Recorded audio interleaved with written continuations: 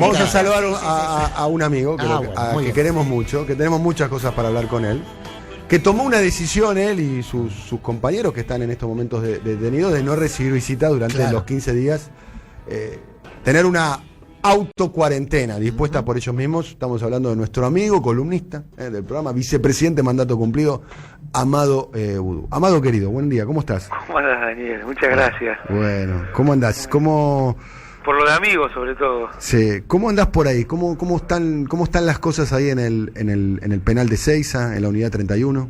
Esto de llueve sobre mojado, ¿viste? Como la canción de Sabina Páez. Bien. Porque sobre una situación que es difícil, dura, además de injusta, ilegal, bueno, ahora pasa algo que nos está pasando a todos los argentinos y bueno, en todo el mundo. Así que lo que tratamos es de tomar una decisión que ante el servicio no puede cortar las visitas porque es un derecho constitucional, pero a nosotros nos pareció que era el momento de tomar una decisión entre todos, porque lo que estamos viendo en otros países es que cuando no se toman decisiones drásticas se hace demasiado potente, y con el discurso del presidente y las cosas que planteó me parecía que había que alinearse con esa situación, porque la comunidad acá adentro somos nosotros más los trabajadores y las visitas. Entonces, bueno, acotar al mínimo, riesgo cero no existe, pero acotar al mínimo el riesgo era algo importante que hiciéramos, y en eso estuvimos. Y además mantener el aislamiento social entre ustedes, estando en el interior de un penal, es un poco más complicado, un poco más difícil, ¿no? Me imagino. Por eso te decía que es un paso adicional, ni siquiera tenemos cómo comunicarnos por internet o viste, tener Skype o esas cosas. Sí. Eso acá no hay. Tu vía de comunicación es esta, la vía telefónica. Estamos en los 80. En los 80, bueno. El teléfono público como el que había en la calle antes. Muy que ya no hay más. Sí, hay en muy pocos lugares, entre los pocos lugares que hay son los penales, ¿no? Acá adentro, sí. Bueno, ¿cómo estás observando esta crisis que un sector, y nosotros la calificamos, ya no es una crisis financiera, si querés te comunico que en estos momentos el riesgo país está a 3.900 puntos, que las bolsas del mundo se están derrumbando, que ya no es el lunes negro, sino que es el lunes, martes, miércoles, bueno, todas las semanas. Semana negra. Semana negra, y pareciera ser que va a ser un momento muy duro. A vos te tocó, siendo funcionario público, que eras director del ANSES en ese momento, estar en la última gran crisis global, que era una crisis de origen financiero, que fue la crisis del año 2008, más conocida como la caída de Lehman Brothers, pero con otras derivaciones. Acá estamos en una crisis de carácter, me animaría a decir, humanitario. Acá lo que está puesto en duda es ni más ni menos que el concepto de humanidad, el concepto de vivir en sociedad, cuáles son los acuerdos que tenemos entre nosotros para vivir en sociedad. ¿Cómo lo estás observando vos, Amado? Mira, antes de que estallara esta desgracia del coronavirus, a mí me parecía que estábamos cerca de un 2008 en términos financieros internacionales. Yo creo que ya la burbuja estaba teniendo un tamaño similar a la que existía en el 2008. Y creo que esta desgracia, esta situación, que el tiempo dirá cómo se produjo y por qué, aceleró una situación que ya estaba dando vueltas, esta situación en la cual los activos financieros cuadriplican o quintuplican según como lo midan el PBI de un año, en que la deuda triplica al PBI de un año, esto en términos globales digo, ¿no? Cuando vos sumás toda la deuda del mundo, de los gobiernos, más las personas, más las empresas, triplica el PBI. Entonces era una situación en la cual ya se veía venir una especie de 2008. Una cuestión que ya en la salida del 2008 mismo nosotros lo decíamos que esto iba a volver a pasar.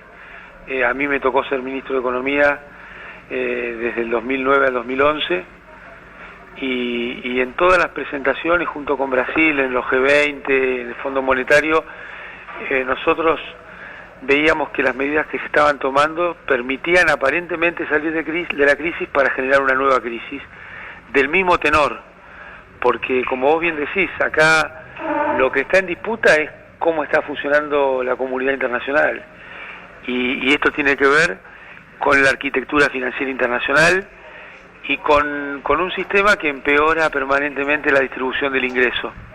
Si uno mira lo que pasó desde 2008 a hoy, la distribución del ingreso es peor. ¿Qué quiere decir esto? Que en realidad hay socialismo para los banqueros y capitalismo salvaje para los trabajadores. Entonces, esta situación internacional se ha ido agravando, y esta no es una cuestión de Argentina, sino que Argentina se ve inmersa en ese sistema, con la desgracia adicional que apareció el gobierno de Macri, que lo que hizo fue plegarse en forma, quiero elegir bien los adjetivos, muy irresponsable, pero también muy corrupta a ese sistema. Entonces las consecuencias, bueno, se ven en el mundo, no solo en la Argentina. Y Argentina tiene una gran oportunidad porque tiene un gobierno de otro signo, un gobierno que en este caso está demostrando, me parece, mucha valentía para encarar diciendo las cosas que pasan, diciendo la verdad, a diferencia de Macri, lo que pasa con la salud, porque si uno mira esto, imaginémonos lo que pasaría hoy si estuviera Macri, ¿no? No tendríamos Ministerio de Salud. No sería, me imagino lo que sería Mauricio Macri de presidente y Marcos Peña a cargo de la comunicación, y la verdad que me produce un profundo escozor. Se nota que este es un gobierno que tiene otra sensibilidad. Exacto. Hoy tendríamos al presidente jugando al tenis, sí, y chateando, sí, al jefe de gabinete. Sí, ese es un cambio notable.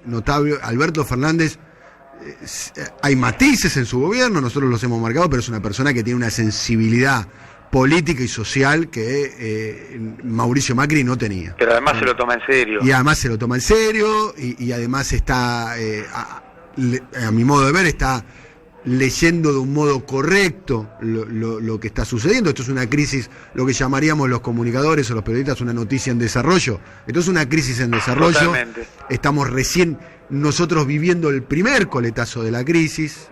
Hay que ver, el punto más alto de la crisis seguramente llegará dentro de algunas semanas o dentro de un mes y pico, pero estamos hablando de un gobierno que tuvo mucha sensibilidad. Se suma acá a nuestro programa, estamos haciendo esta semana espalda contra espalda con nuestro querido Rulo de la Torre. ¡Qué grande! Rulo. Amado querido, ¿Cómo andas, Rulo? Bien, ahí peleando. Es decir, anda muy bien el sistema de salud, anda muy bien. Lo que no anda muy bien es Fivertel, peleando en casa para que te pongan Fivertel. Porque lo conseguí. Las cuestiones de las privatizaciones. ¿Te das cuenta? Ya vamos a ir a ese tema, Amado, casualmente. Tal cual. No, escuchándote con mucha atención, obviamente me interesa mucho el análisis que estás haciendo. Ayer conversábamos con Rulo vía telefónica también, y Amado, pareciera ser que ayer fue, a mi entender, el mejor día del gobierno, anunciando, según decía más temprano Adrián Murano, 2 puntos del Producto Bruto Interno en programas de estimular la demanda, de poner guita en la calle, para decirlo no académicamente. Bueno, esto es central en esta etapa, ¿no? Porque... ¿Bajás un poco, José? Porque justamente lo que se requiere es un programa que permita fortalecer el mercado interno y fortalecer la actividad dentro del país, que nosotros lo hicimos con mucha potencia, sobre todo en el año 2009 y 2010. Y cuando uno mira retrospectivamente, esto fue lo que hizo China, Estados Unidos y Europa en distintos niveles. China fue el país que mejor salió de la crisis, pero yo te diría que tal vez el segundo haya sido Argentina en la crisis del 2008. Y acá viene el gran interrogante, ¿no? Bueno, es el momento de ejercer la soberanía monetaria, es el momento de ejercer la soberanía fiscal, es decir, la utilización del presupuesto público. Es una gran desgracia y una gran oportunidad al mismo tiempo, y a mí me parece que desde el momento que el presidente hizo la primera cadena, fue un discurso muy potente, muy exacto, muy correcto, el tono y los términos. Bueno, ahora hay que continuar por este camino, y es clave fortalecer el mercado interno, y esto requiere, el único que puede hacerlo es el Estado. Hay también algunas señales, y en esto quiero conocer tu opinión, que me parece que empieza a darle alguna importancia al seguimiento de qué es lo que hacen algunos sectores privados, sobre todo en bienes esenciales, qué hacen con los precios, si hay una mayor demanda, si ahí va a haber una respuesta de la producción, dado que hay una capacidad ociosa, como recordó ayer Matías Culfas, que es mayor al 40%. Digamos, esto que es involucrarse un poco en el proceso productivo privado me parece interesante, y diría que de ayer tuvimos una primera señal, ¿no? Tampoco es que dijeron ahora vamos a controlar todo esto, ¿no? Pero es el camino. Me parece que en circunstancias como estas, que se parece en muchos sentidos a las grandes emergencias, ¿no? Donde nadie debiera sacar ventaja de la situación. Entonces es como una muleta para hacer lo que hay que hacer, y lo que hay que hacer es involucrarse, como bien decís, en el proceso productivo, pero además en la cadena de la comercialización. Yo creo que un gran daño de la vida moderna son los supermercados, sobre todo lo que está sucediendo en Argentina, ¿no? Que los supermercados se instalan en cualquier lugar de los centros urbanos, que no tienen control, que abren todos los días. Esto no es así en todo el mundo. Muchas veces nosotros tendemos a pensar, bueno, el mundo moderno es así. No, el mundo moderno no es así. Si fuera así, tampoco habría por qué aceptarlo. Pero no es así. Hay lugares donde los supermercados no pueden abrir los domingos, donde no puede haber supermercados en los centros urbanos.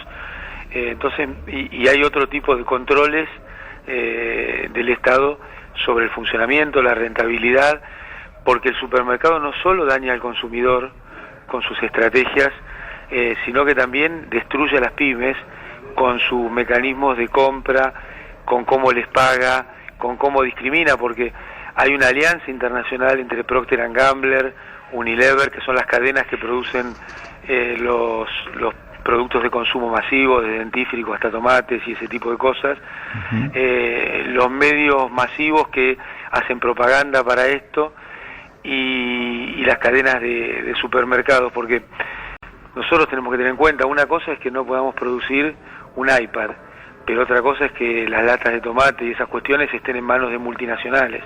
El caso de la leche es clave en este sentido, ¿no? Se dice que un litro de leche recorre más de 1000 kilómetros en Argentina, y muchas veces para volver al mismo lado donde se produjo. En ese sentido, Paco Durañona, que cuando fue intendente de Areco, tuvo políticas, me parece, muy interesantes, que él denomina arraigo, pero que tienen que ver con la producción local y con la escala local, y me parece que es un camino que encaja perfecto en la economía que hace falta. Sí, estamos hablando de un tambo, ¿no? Que no necesita demasiadas condiciones climáticas ni... Él lo llamó la leche del día, o sea, es una leche que se produce y se pierde. Pero se pierde grandes cantidades llevándola hasta las empresas monopólicas y volviéndola al domicilio. Amado, sí, y hay otro problema que tiene que ver también con esto que estás hablando, que estás describiendo la leche, que muchas veces los productos frescos son más caros en la provincia donde se producen que hasta que en el área metropolitana, en la capital federal, por este recorrido que vos decís que hacen de ida y vuelta los productos para exactamente, para tener una marca pierden valor, porque si me permiten, y estoy hablando mucho, me parece, pero no, te escuchamos atentamente, Amado. Cuando estoy larguero porque estoy encerrado. Y yo te agarré arrancado, así que estoy con más ganas de escucharte que el resto. No, yo ¿qué creo que está pasando en la economía mundial? El sistema de precios, nos pasamos 5 años de la carrera, 2 años de la maestría y después todo lo que uno pueda seguir estudiando, nos meten en la cabeza que, bueno, es la forma de generar valor y de asignar correctamente los recursos y demás. Y yo creo que los sistemas de precios, en las condiciones del capitalismo financiero, se han convertido en un sistema de extracción de valor, no de generación de valor. Es decir, las comunidades generan valor y los monopolios se los llevan a través del sistema de precios. Y esto va desde los productos de consumo masivo hasta los servicios públicos. Es un esquema en el cual, como pareciera que lo único importante son las finanzas y cuánto vale la acción hoy, no importa qué valor genera una empresa, y porque es un sistema que está dañado, que no está hecho para funcionar en el capitalismo financiero. Heyman Minsky, que es un economista norteamericano para mí muy importante, que trabajaba en el sistema de la Reserva Federal, decía que el sistema de precios, el sistema de mercado es algo extraordinariamente bueno para asignar todo aquello que no importa. Y me parece que hoy eso se ha exacerbado. Sí. Entonces las cuestiones macroeconómicas, las cuestiones que involucran a la comunidad, las que determinan la distribución del ingreso, están realmente funcionando muy mal. Aprovecho que me dejó el micrófono Toñetti, un minuto para meternos en estos temas. Digo, en esto que estás hablando tan importante que es el tema del sistema de precios, si tenés la respuesta bien, si no te la dejo para el próximo, para que la estudies. ¿Argentina tiene chance de lograr algún tipo de desconexión de los mercados internacionales para que los precios no se lo determinen desde afuera? Digamos, esto es obviamente la teoría de Samir Amin, que algunos están recogiendo ahora y planteándolo para este momento argentino también. Te la debo. Sí, ¿no? No soy Macri. Al contrario, no. Ya sé, Yo creo que hoy la palabra desconexión está devaluada por el sistema mediático, pero yo creo que el país tiene que lograr un mercado interno potente, protegiendo a las empresas y desconectándose en algunos temas, sobre todo en el tema financiero. Y la política. ¿Qué sería desconectarse en temas financieros? Danos un ejemplo. Sí, tener una regulación muy potente, que yo creo que nosotros la habíamos empezado a hacer la arquitectura interna a eso, y proteger a las empresas locales, sobre todo a las pymes. Proteger, yo creo que es una palabra que no sé por qué no les gusta. A mí me encanta la palabra proteger. Sí. Es lo que hace un padre con sus hijos, es lo que hace una comunidad. Hay que proteger a las empresas locales, hay que revalorizar las palabras que el neoliberalismo ha devaluado, como ha devaluado la vida. Y en estos términos me parece que el sistema financiero está hecho para convertir a los países en grandes casinos, donde viene una oleada de supuestamente inversiones. No hay ninguna inversión. Fíjense en la época de Macri, que adherió todo el sistema financiero. Lo que hubo es una gran ruleta, que era más parecida a una ruleta rusa que a una ruleta de casino. Entraron toneladas de dólares para irse al día siguiente habiendo ganado intereses en pesos. Entonces lo que nosotros necesitamos es inversión en la economía real, y eso no tiene nada que ver ni con Wall Street ni con los flujos de capitales. No hay país que haya salido adelante sin un esfuerzo de inversión interno, donde el Estado haya tenido un rol preponderante y el sector privado haya sido parte de este camino. Pero este cuento de las inversiones son movimientos de fondos nada más, es una ruleta, es un gran casino.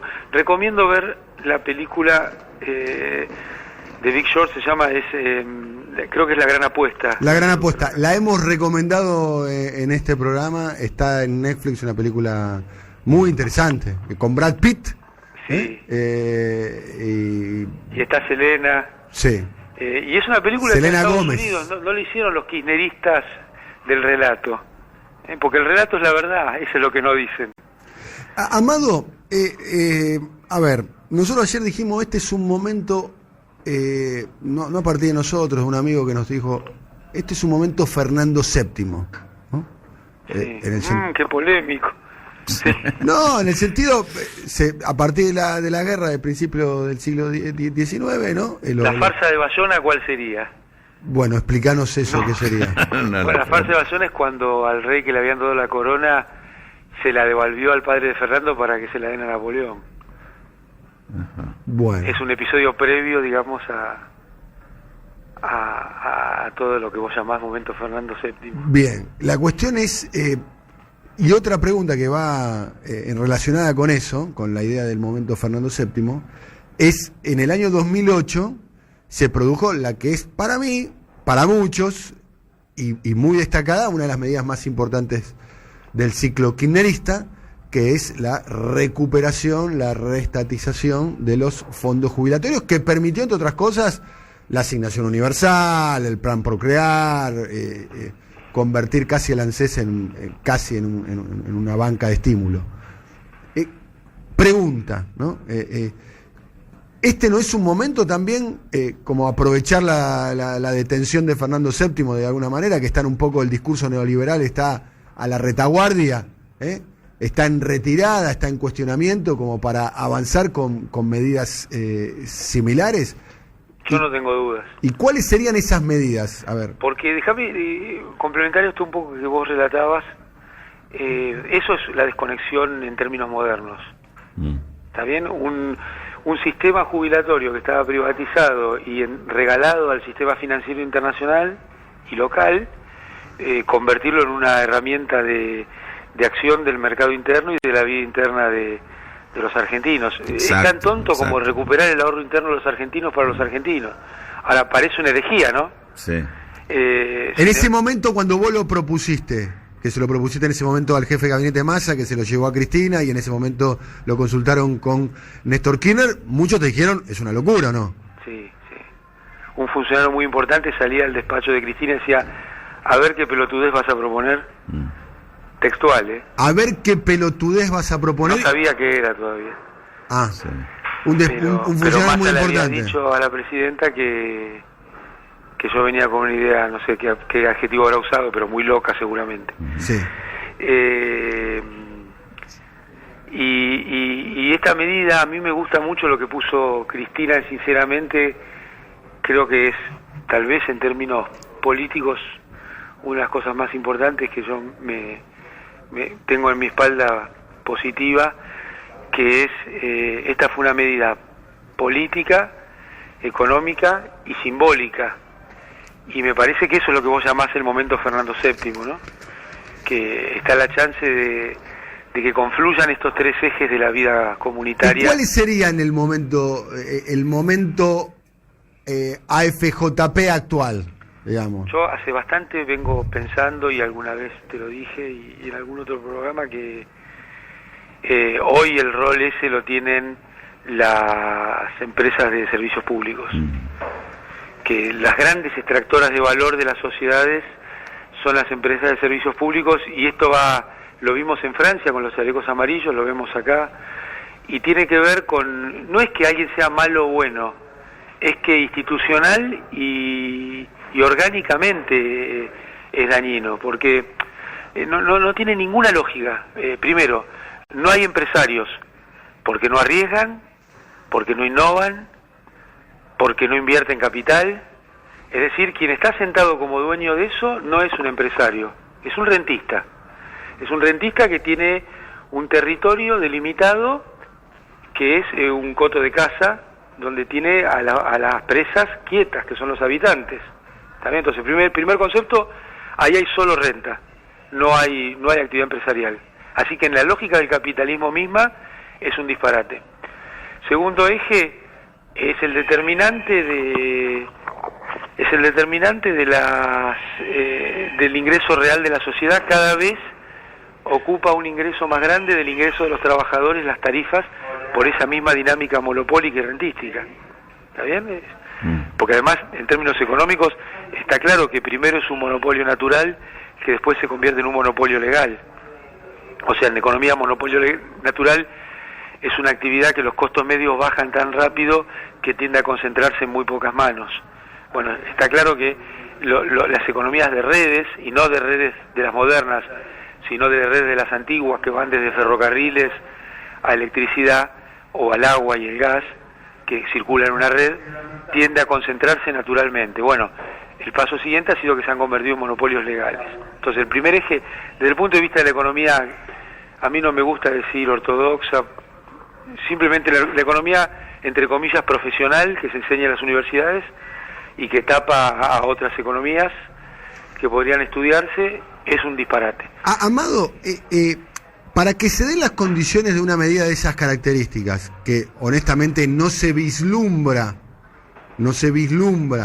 en el corto y mediano plazo, porque, a ver, en el 2008, 2009, vos tenías un proceso que se llamaba kirchnerismo, que había tenido como antecedentes la recuperación del correo, antecedentes la recuperación de la empresa Aguas Argentinas, transformada en AISA. Creo que es contemporáneo en ese momento la recuperación de Aerolíneas Argentinas, si no me equivoco. Así es. Bueno, estamos hablando de un gobierno que tenía como voluntad recuperar para la sociedad toda, a través del Estado, diferentes resortes de la economía. la pregunta es, pareciera ser que no se estaría dando, por lo menos en la impronta de este gobierno por ahora. Pero mira, el gobierno, después déjame volver sobre los servicios públicos, pero el gobierno tiene una estrategia originariamente centrada en el tema de la deuda. Sí. También, y eso lo ha explicitado el presidente, esto no es una opinión mía, sino que es lo que explicita el gobierno. Eso se da en una convicción, en un marco internacional y en un marco político, que tenía o tiene un nivel alto de racionalidad, más allá de que algunos podamos pensar que no era el tema uno. Pero el gobierno tiene esa decisión y está bien, es un tema importante que hay que acometer y que me parece que es central resolver. Ahora, a partir de eso, a veces las circunstancias cambian, los momentos cambian. Me encantó esto del momento Fernando VII, los datos que uno no puede alterar, que son el contexto donde opera, cambian. Y esto te abre nuevos caminos, nuevas oportunidades, y ahí hay que tomar nuevas decisiones. Y me parece que si vos le preguntabas a Trump 2 semanas antes qué iba a hacer con el coronavirus y te decía, estoy en elecciones, por 4.000 casos yo no voy a perder 40 millones de votantes. Ahora esas circunstancias se van alterando y justamente lo inteligente de los gobiernos es ir tomando decisiones distintas. Por eso a mí no me gusta dividir la economía en ortodoxa y heterodoxa, porque el heterodoxo termina siendo un ortodoxo del otro lado. Yo creo que la economía tiene que tener una gran caja de herramientas, gran inteligencia y sensibilidad para ir eligiendo las herramientas en cada momento. Vos decís que las circunstancias pueden derivar a que, así como Merkel puso a funcionar la maquinita de euros, lo mismo están haciendo los que eran los talibanes del ajuste y la austeridad en Europa, lo están haciendo porque no les queda otra, porque es para que sobrevivan sus sociedades. Esto puede pasar en la Argentina y se pueden generar las condiciones como para que haya un avance en ese sentido. ¿Te imaginas? Yo no estoy hoy en el gobierno, me cuesta opinar eso. Yo soy votante de este gobierno, entusiasta de este gobierno y tengo mucha expectativa por los 40 millones en este gobierno. Creo que se abre ese espacio, pero hace falta que haya un Amado Vudú que diga, presidente, tengo una idea muy loca. Mirá, ¿cuál? Yo creo que hay que cuidar a todos y todas los funcionarios, porque la Argentina tiene una oportunidad extraordinaria. ¿Cuál es la oportunidad extraordinaria? Y tiene una oportunidad de fortalecer el mercado interno, de convertir una desgracia en un compartir la sensación de ser argentinos. Yo en el Twitter de antes de anoche, donde con todo dolor le pedí a Mónica que pida que no vengan, decía, es momento de cuidarnos entre todos. Cuidarnos entre todos, yo sueño con que exceda al tema del coronavirus y que cuando pase nos cuidemos más todavía entre todos. Y me parece que el presidente es un poco lo que dijo en su conferencia de prensa, y creo que tenemos una oportunidad realmente extraordinaria. Además, como vos decías hace un rato, lo voy a traducir, de agarrar al sistema distraído, que fue un poco lo que pasó entre el 2008 y el 2011, ¿no?